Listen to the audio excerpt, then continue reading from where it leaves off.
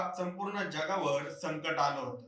त्यात महाराष्ट्रात कोरोना काळात सर्वाधिक मृत्यू झालेत असं सांगून उद्धव ठाकरेंच्या महाविकास आघाडी सरकारवर सातत्याने टीका केली जात होती.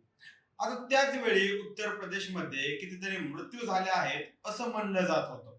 अनेक नागरिकांचा मृतदेह तर गंगा मातेच्या पाण्यावर तरंगत असलेले छायाचित्र समोर आले होते. यानंतर योगी सरकारने हे प्रकरण लपवाछपवी करण्याचा प्रयत्न केला होता असं म्हणलं जातं. आता कोरोना काळातील हा विषय सांगायचं कारण म्हणजे महाकुंभात झालेल्या चेंगराचेंगरीत निष्पाप जीवांचा मृत्यू.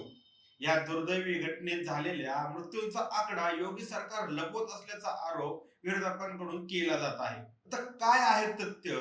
खरंच योगी सरकार मृत्यू पावलेल्यांचा आकडा लपवत आहे का? ते समजून घेऊया आजच्या या व्हिडिओमध्ये. नमस्कार, मी सनी आणि तुम्ही पाहताय दैनिक राज्यरोग. महाकुंभ मेळ्यासाठी प्रयागराज मध्ये जनसागर लोटल्यामुळे व्यवस्थापकांच्या नाकेनव आला आहे आणि ते स्वाभाविक देखील आहे. आता अशा वेळी भाविकांनी देखील सगळ्या गोष्टी संयमाने घेतल्या पाहिजेत, कारण याचा फटका शेवटी भाविकांनाच बसतो. आता आपला भारत देश सांस्कृतिक देश आहे. सामाजिक, सांस्कृतिक, धार्मिक अशा कार्यक्रमांना आपल्या देशात मोठ्या प्रमाणावर गर्दी होते. कधी कधी अचानकपणे या गर्दीचं रूपांतर चेंगराचेंगरीत होतं. त्यामुळे अनेक निष्पाप जीवांचा बळी देखील जातो. अशा घटना घडल्यानंतर याची चौकशी करण्यासाठी एखादी समिती स्थापन केली जाते. काही दिवसात याचा अहवाल देखील सादर केला जातो. त्यातून एकच गोष्ट समोर येते, ती म्हणजे गर्दी नियंत्रणासाठी मार्गदर्शक तत्वांची शिफारस केली जाते. पण त्या घडलेल्या घटनेमुळे कोणालाही शिक्षा साधारण होत नाही. यानंतर जी शिफारस केली जात आहे ती देखील कागदावरच राहते. याची अंमलबजावणी केलीच जात नाही आणि त्यामुळेच पुन्हा अशा घटना घडतात आणि निष्पाप बळींचं चक्र सुरूच राहतं. आता 40 दिवस चालणाऱ्या या कुंभमेळ्याला अजून अर्धा टप्पा पार करायचा आहे. त्यापूर्वीच 2 आगीच्या घटना आणि एक चेंगराचेंगरीची मोठी दुर्घटना घडली आहे. कुंभमेळ्यापूर्वीच योगी सरकार ओरडू सांगत होतं की 40 ते 45 कोटी भाविक महाकुंभ मेळ्यात सहभागी होतील. तेव्हाच काहीतरी विपरीत घडेल की काय अशी शंका व्यक्त केली जात होती. आता कुंभमेळ्याची सर्व जबाबदारी योगी सरकारवर होती.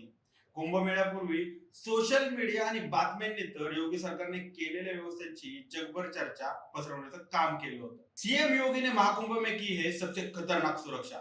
योगी जी ने गंगा नदी में भी उतरे एनएसजी कमांडो. योगी जी ने महाकुंभ में की हुई सुरक्षा देखकर दंग रह गया भारत. अशा प्रकारच्या बातम्या थांबता थांबत नव्हत्या आणि यानंतर ती घटना घडली तेव्हा मात्र सगळे शांत होते.